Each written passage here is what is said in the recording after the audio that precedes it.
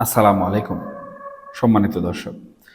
আশা করি আপনারা সবাই অবশ্যই ভালো আছেন। আজকে আমরা এমন একটি বিষয় নিয়ে কথা বলবো যা হয়তো আমি মনে করছি খালি চোখে খুব সহজে কিন্তু দেখা যাচ্ছে না। তবে আমাদের চারপাশের বাতাসে একটা অদ্ভুত গুমট ভাব ঠিকই তৈরি করেছে। একটি নতুন সরকার যখন ক্ষমতায় আসে, মানুষের মনে স্বভাবতই অনেক আশা থাকে। আকাশ থেকে যেমন রহমতের বৃষ্টি ঝরবে, এমনটাই আমরা সাধারণত কল্পনা করে থাকি। কিন্তু বাস্তব পরিস্থিতি অনেক সময় কিন্তু আমাদের সেই কল্পনার গালে এক প্রচণ্ড চড় মেরে বসে। বর্তমান রাজনৈতিক ও অর্থনৈতিক প্রেক্ষাপট যদি আমরা একটু গভীরভাবে বিশ্লেষণ করি, তাহলে খুব সহজেই কিন্তু বুঝতে পারবো আমরা আসলে একটা বিশাল পাহাড়ের কিনারায় দাঁড়িয়ে আছি। পাহাড়ের চূড়া থেকে গড়িয়ে পড়ার একটা সূক্ষ্ম ভয় কিন্তু আমাদের সবার মনেই প্রতিনিয়ত বর্তমান সময়ে উকি দিচ্ছে। দেখুন সুপ্রিয় দর্শক, ইতিহাস ঘাটলে আমরা দেখতে পাই রোমান সাম্রাজ্য থেকে শুরু করে অটোম্যান সাম্রাজ্য, বড় বড় পরাশক্তিগুলো শুধু যুদ্ধক্ষেত্রে তরবারের আঘাতে ধ্বংস হয়নি। তাদের পতনের পেছনের সবচেয়ে বড় কারণ ছিল রাজকোষ শূন্য হয়ে যাওয়া এবং ঋণের পাহাড়। আজ আমাদের প্রিয় মাতৃভূমির দিকে তাকালে সেই একই অশনির সংকেত কিন্তু আমরা খুব স্পষ্টভাবে দেখতে পাচ্ছি। দেখুন সুপ্রিয় দর্শক, অর্থনীতিবিদরা হিসাব কষে বলছেন আমাদের বর্তমান ঋণের পরিমাণ গিয়ে ঠেকেছে প্রায় 23 লক্ষ কোটি টাকায়। সংখ্যাটা একবার চোখ বন্ধ করে ভাবুন, 23 লক্ষ কোটি। কিছুদিন আগেও আমরা জানতাম এই ঋণের পরিমাণ হয়তো 2 লক্ষ কোটি বা তার আশেপাশে ঘোরাফেরা করছিল। হুট করে জাদুর কাঠির ছোঁয়ায় ঋণ এত বিশাল আকার ধারণ করলো কিভাবে, তা সত্যি কিন্তু এক বিরাট রহস্য। এই বিশাল অঙ্কের মধ্যে ঠিক কতটা বিদেশি ঋণ, কতটা দেশি ঋণ, আবার কতটা বিভিন্ন প্রাইভেট কোম্পানির নেয়া ঋণ যার গ্যারান্টি রাষ্ট্রকে দিতে হয়েছে, তার কোনো স্পষ্ট হিসাব বা ব্রেকডাউন কিন্তু আমাদের সামনে নেই। আমরা শুধু অন্ধের মতো এই বিশাল ঋণের বোঝা কাঁধে নিয়ে কুজু হয়ে হাঁটছি। আমরা জানি আমাদের রিজার্ভ হয়তো 112 বা 115 বিলিয়ন ডলারের সমপরিমাণ হিসাব করা হয়, কিন্তু যখন ঋণের কিস্তি পরিশোধের সময় ঘনিয়ে আসে, তখন এই হিসাবের খাতা মেলাতে গিয়ে নীতি নির্ধারকদের কপালে কিন্তু চিন্তার ভাঁজ পড়ে যায়। আন্তর্জাতিক ঋণ কিন্তু কোনো দয়া বা খয়রাতের বিষয় নয়। নির্দিষ্ট সময়ে এই ঋণের কিস্তি অবশ্যই পরিশোধ করতে হবে। যদি কোনো দেশ তা না পারে, তখন তাকে নিজেকে দেউলিয়া ঘোষণা করা ছাড়া আর কোনো পথই খোলা থাকে না। আধুনিক ইতিহাসে ইউরোপের গ্রিস, স্পেন বা ইতালির মতো দেশগুলো যখন অর্থনৈতিকভাবে দেউলিয়া হওয়ার উপক্রম হয়েছিল, তখন ইউরোপীয় ইউনিয়ন বা তাদের মিত্র রাষ্ট্রগুলো বিলিয়ন বিলিয়ন ডলার দিয়ে তাদের পাশে দাঁড়িয়েছিল। কিন্তু রূঢ় সত্য হলো, আমরা যদি আজ সেই দেউলিয়া হওয়ার অবস্থায় গিয়ে পড়ি, আমাদের উদ্ধার করার জন্য কিন্তু কেউ এক পয়সা নিয়েও এগিয়ে আসবে বলে আমি মনে করি না। এশিয়াতে শ্রীলঙ্কার পরিণতি আমরা খুব কাছে থেকে দেখেছি। বন্ধু রাষ্ট্র বলে আসলে আন্তর্জাতিক রাজনীতিতে কিছুই নেই। দিন শেষে এখানে আছে কেবলই স্বার্থ। আসলেই বন্ধু রাষ্ট্র বলতে কোনো কিছু নেই। এখন সবচেয়ে বড় প্রশ্নটা কোথায়? সবচেয়ে বড় প্রশ্ন হলো, এই যে ধেয়ে আসা সুনামি, এটা সামলাবে কে? একটি রাষ্ট্র পরিচালনা করা আর পাড়ার মোড়ে একটা মুদি দোকান চালানো কিন্তু একেবারেই এক বিষয় নয়। অর্থনীতি কোনো আবেগের জায়গা নয়, এটা সম্পূর্ণ অঙ্কের কঠিন হিসাব। আমাদের যারা নীতি নির্ধারক আছেন, যারা রাষ্ট্রের গুরুত্বপূর্ণ অর্থনৈতিক চেয়ারগুলোতে বসে আছেন, তাদের দিকে যদি আমরা একটু নজর দিই, তবে আমরা কি দেখব? আমরা দেখব এক অদ্ভুত হতাশা তাদেরকে গ্রাস করছে। অনেক বড় বড় মন্ত্রী বা নেতার অতীত ইতিহাস ঘাটলে দেখা যায় তারা নিজেদের ব্যক্তিগত জীবনে একটি ছোট ব্যবসা প্রতিষ্ঠানও হয়তো সফলভাবে কখনো চালাতে পারেননি। তাদের নিজেদের প্রতিষ্ঠানে হয়তো দেনায় জর্জরিত কিংবা লোকসানের মুখে। যে ব্যক্তি নিজের 10 টাকার হিসাব মেলাতে হিমশিম খান, তিনি কিভাবে একটি রাষ্ট্রের 23 লক্ষ কোটি টাকার ঋণের এই বিশাল বোঝা সামলাবেন? এটি কোনো জাদুকরি মন্ত্র দিয়ে সমাধান করার মতো বিষয় না। আপনি চাইলেই রাতারাতি আকাশ থেকে টাকা নামিয়ে আনতে পারবেন না। এটা খুবই জটিল এবং কঠিন হিসাব। দর্শক, চলতি অর্থ বছরের বাজেটের দিকে যদি আমরা তাকাই, সেখানে প্রায় 8 লক্ষ কোটি টাকার বিশাল এক ফর্দ তৈরি করা হয়েছে। কিন্তু এই টাকার যোগান কোথা থেকে আসবে? একটা রাষ্ট্রের আয়ের মূল উৎসগুলো হলো ভ্যাট, আয়কর, কাস্টমস ডিউটি এবং অন্যান্য শুল্ক। কিন্তু বর্তমান যে অর্থনৈতিক স্থবিরতা চলছে, তাতে এই রাজস্ব আদায়ের লক্ষ্যমাত্রা কোনোভাবে কিন্তু অর্জন করা সম্ভব নয়। দেখুন, হিসাব করে দেখা যাচ্ছে কাঙ্ক্ষিত লক্ষ্যের চেয়ে অন্তত 1,20,000 কোটি টাকা কম আয় হবে রাষ্ট্রের। এই বিশাল ঘাটতি নিয়ে সরকার চলবে কিভাবে? রাষ্ট্র তো আর চাইলেই খরচ কমানোর জাদুকরে কোনো বোতাম টিপতে পারবে না, তাই না? আপনি চাইলেই কি সেনাবাহিনীর বা পুলিশের বেতন অর্ধেক করে দিতে পারবেন? সরকারি কর্মকর্তাদের বলতে পারবেন যে আজ থেকে তোমাদের বেতন বন্ধ? না, পারবেন না। তাহলে এই রাষ্ট্রটা বা এই রাষ্ট্রের অর্থনীতিটা চলবে কোথা থেকে? এই অশনি সংকেত আমাদেরকে কোন দিকে নিয়ে যাচ্ছে? এই প্রশ্নটা কিন্তু বর্তমান সময়ে দেশের আপামর জনগণের মনের ভেতরে ঘুরপাক করতে শুরু করেছে। এবং যখন এই ধরনের প্রশ্ন দেশের আপামর জনগণের মধ্যে ঘুরতে শুরু করে, তখনই কিন্তু তারা কোন আমলে ভালো ছিল, কোন আমলে দেশের অর্থনীতি চাঙ্গা ছিল, দেশের অর্থনীতি ভালো ছিল, সেগুলো নিয়ে কথাবার্তা বলা শুরু করে।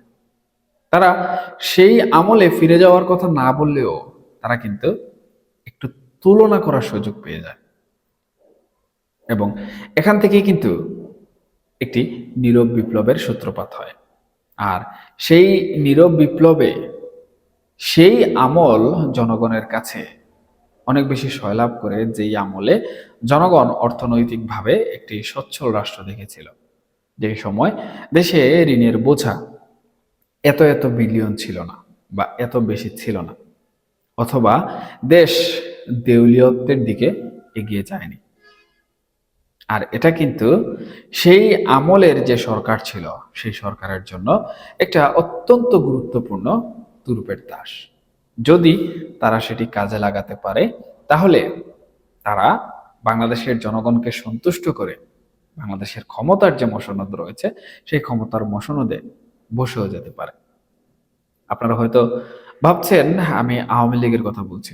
দেখুন দর্শক, আমি শুধুমাত্র একটা সাধারণ উদাহরণ টানলাম।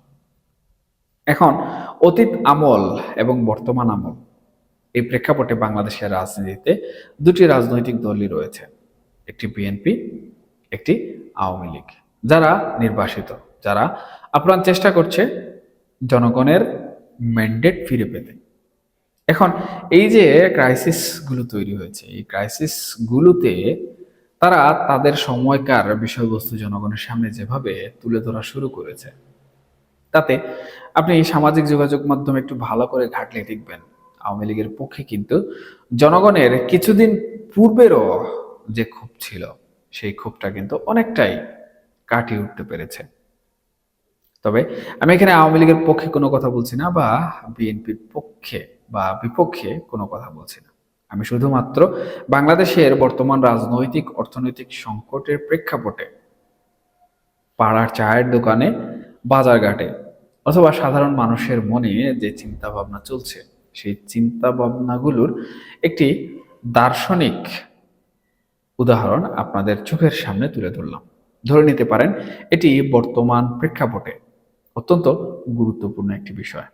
আবার দেখুন দর্শক, দেশে রাস্তাঘাট, ব্রিজ, কালভার্ট মেরামত বা উন্নয়ন কাজও কিন্তু বন্ধ রাখা যায় না, কারণ এর সাথে জড়িয়ে আছে তৃণমূলের রাজনীতি। টেন্ডার কাবিখা বা উন্নয়ন প্রকল্পগুলো বন্ধ হয়ে গেলে রাজনৈতিক দলের নেতাকর্মীরাই কিন্তু সবার আগে হতাশ হয়ে পড়বেন। রাজনীতির মাঠ থেকে তারা মুখ ফিরিয়ে নেবেন। ফলে কি হবে? ফলে সরকারের সামনে খরচ কমানোর পথও বলতে গেলে একেবারেই কিন্তু রুদ্ধ। দর্শক, শুধু তাই নয়, এর পাশাপাশি সমাজ কাঠামোর সবচেয়ে বড় যে ক্ষত তা হলো বেকারত্ব। করোনা মহামারীর পর থেকে বিশ্বজুড়েই একটা নীরব মন্দা চলছে, যার সরাসরি আঘাত এসে পড়েছে আমাদের দেশের উপর। বিদেশে জনশক্তি রপ্তানি উল্লেখযোগ্য হারে কমে গেছে। দেশে একের পর এক শিল্প কলকারখানা বন্ধ হয়ে যাচ্ছে। পরিসংখ্যান বলছে গত 2 বছরে প্রায় 50 লাখ মানুষ তাদের কর্মসংস্থান হারিয়েছেন। এর সাথে নতুন করে শ্রমবাজারে যুক্ত হয়েছেন আরো প্রায় 50 লাখ তরুণ তরুণী। সব মিলিয়ে অন্তত 1 কোটি জলজন্ত মানুষ আজকে বেকারত্বের অভিশাপ মাথায় নিয়ে ঘুরে বেড়াচ্ছে। আমাদের 18 কোটি মানুষের এই দেশে প্রকৃত শ্রমজীবী মানুষের সংখ্যা কিন্তু খুব একটা বেশি নয়। এর মধ্যে নারীদের একটি বিশাল অংশ কেবল গৃহস্থালী কাজেই যুক্ত থাকেন। তারা সরাসরি অর্থনৈতিক উপার্জনে কখনোই আসেন না বা সুযোগ পান না। ফলে কর্মক্ষম যে পুরুষরা আছেন তাদের মধ্যে এই বিশাল সংখ্যক বেকারত্ব পুরো জাতির জন্য এক ভয়াবহ বোঝা হয়ে দাঁড়িয়েছে। এতগুলো বেকার মানুষের ক্ষোভ, হতাশা, না পাওয়ার বেদনা কিন্তু যে কোনো সময় একটা ভয়াবহ সামাজিক বিস্ফোরণ ঘটাতে সক্ষম। অথচ দেখুন, এত বড় বড় একটা সংকটের মুখে দাঁড়িয়েও আমরা কি দেখছি? আমরা দেখছি সমস্যার শেকড়ে না গিয়ে কেবল উপর দিয়ে প্রলেপ দেওয়ার চেষ্টা চলছে। মানুষকে শান্ত রাখার জন্য হয়তো বলা হচ্ছে নতুন করে 5 লাখ লোককে সরকারি চাকরি দেওয়া হবে। কিন্তু যেখানে বর্তমান কর্মকর্তা কর্মচারীদের বেতন দিতেই কোষাগারে টান পড়ছে, সেখানে নতুন এই 5 লাখ লোকের বেতনের টাকা আসবে কোথা থেকে? এগুলোকে আসলে আত্মপ্রবঞ্চনা ছাড়া আর কিছু বলা যায় না। রাষ্ট্র পরিচালনায় কিংবা অর্থনীতিতে ছেলে বুলানো গল্পের কোনো জায়গা নেই। আপনি হয়তো 24 ঘন্টা বা 48 ঘন্টার জন্য মানুষকে মিথ্যা আশ্বাস দিয়ে যেভাবেই হোক শান্ত রাখতে পারবেন, কিন্তু দীর্ঘমেয়াদে এই ধরনের অবাস্তব কৌশল বুমেরাং হতে বাধ্য। সম্মানিত দর্শক, সব মিলিয়ে আমরা যদি বর্তমান পরিস্থিতিকে একটা ক্যানভাসে দাঁড় করাই বা আঁকি, তবে ছবিটা মুঠেও কিন্তু সুখকর নয়। রাজস্ব আদায়ের পরিধি বাড়ানোর জন্য জাতীয় রাজস্ব বোর্ড হয়তো মরিয়া হয়ে উঠবে, কিন্তু একটি দুর্বল সরকারের পক্ষে এই মুহূর্তে জোর করে কর আদায় করতে যাওয়াটাও কিন্তু আরেক মহা বিপদের কারণ হতে পারে। এর ফলে সাধারণ মানুষ এবং ব্যবসায়ীদের সাথে সরকারের দূরত্ব আরো বেশি বাড়বে। দুর্নীতিবাদ কিছু কর্মকর্তা, ভঙ্গুর ব্যবস্থাপনা আর চারপাশের এই চরম অর্থনৈতিক সংকট সব মিলিয়ে আমরা যেন এক প্রবল কালবৈশাখী ঝড়ের অপেক্ষায় দিন গুনছি। একদিকে আকাশও কালো মেঘ জমতে শুরু করেছে, চারপাশের বাতাস ভারী হয়ে উঠেছে। এই মরুঝড় যখন সত্যি আঘাত হানবে, তখন তা সামাল দেওয়ার মতো প্রস্তুতি কি আদৌ আমাদের আছে? এই প্রশ্নটি কিন্তু আজ সবচেয়ে বড় হয়ে এখনকার সময়ে দেখা দিয়েছে। যদি এই ঝড়ে কোনো একটি তাসের ঘর চুরমার হয়ে যায়, তাহলে এর পরবর্তীতে বাংলাদেশের রাজনৈতিক ভবিষ্যৎ কোন দিকে যাবে? বাংলাদেশই বা কোন দিকে যাবে? কেন বলছি? কারণ একটি দেশে সব থেকে বেশি গুরুত্বপূর্ণ, কিন্তু সেই স্থিতিশীলতার পরিবর্তে যদি বারবার পট পরিবর্তন হতে থাকে, সরকার পরিবর্তন হতে থাকে, রাষ্ট্রযন্ত্র পরিবর্তন হতে থাকে, তাহলে সেই কাঙ্ক্ষিত স্থিতিশীলতা কিন্তু কখনোই দেশে আসে না। আপনারা খুব ভালো করে লক্ষ্য করুন, 2024 সালের 5 আগস্ট আওয়ামী লীগ সরকারের পতন হওয়ার পর থেকে অন্তর্বর্তীকালীন সরকার যতদিন ছিল, প্রায় 1.5 বছর, 1.5 বছরের উপরে, তাদের এই সময়কালে কি তারা কখনো এই দেশকে স্থিতিশীল করার কোনো চিন্তা ভাবনা করেছে?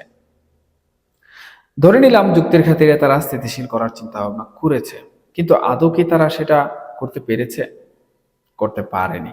বরঞ্চ দেশ আরো অস্থিতিশীল হয়েছে এবং দেশ এমন এক পর্যায়ে গিয়ে ঠেকেছে যেখানে আজকে দেশে নানাবিধ অর্থনৈতিক সংকট দেখা দিচ্ছে। এমনকি দেশ দেউলিয়ত্বের দ্বার প্রান্তে চলে গেছে। বৈদেশিক মুদ্রার রিজার্ভ যেমনই হোক না কেন, বৈদেশিক ঋণের পরিমাণ কিন্তু হুড়হুড় করে বেড়ে চলেছে। যে এই ঋণ পরিশোধ করা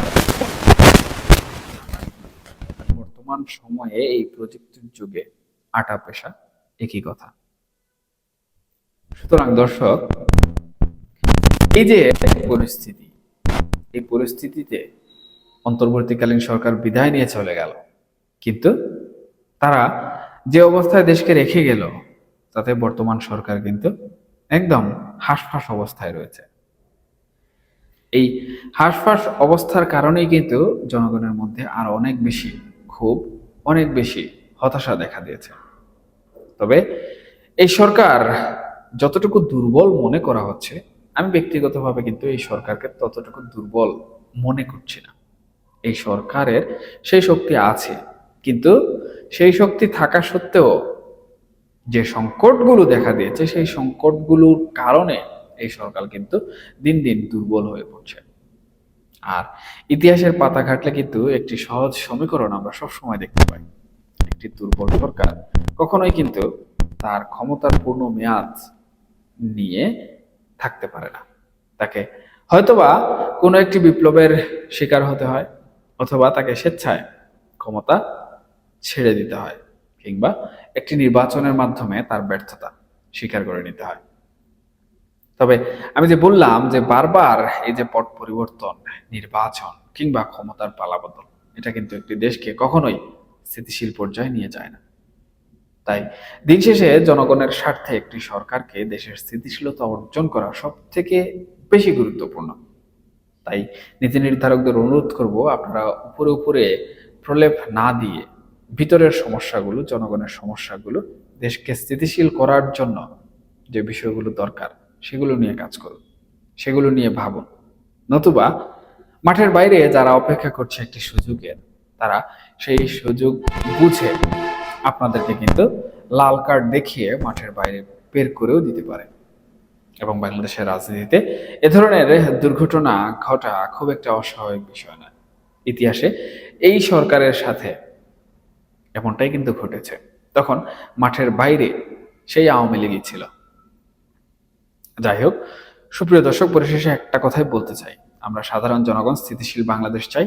আমরা সাধারণ জনগণ একটি সুন্দর রাষ্ট্র কাঠামো চাই। কোনো ধরনের অর্থনৈতিক সংকট যেন আমাদের দেশকে দেউলিয়ত্বের দিকে নিয়ে না যায়, সেটা নিয়ে আমরা সবসময় চিন্তা করি।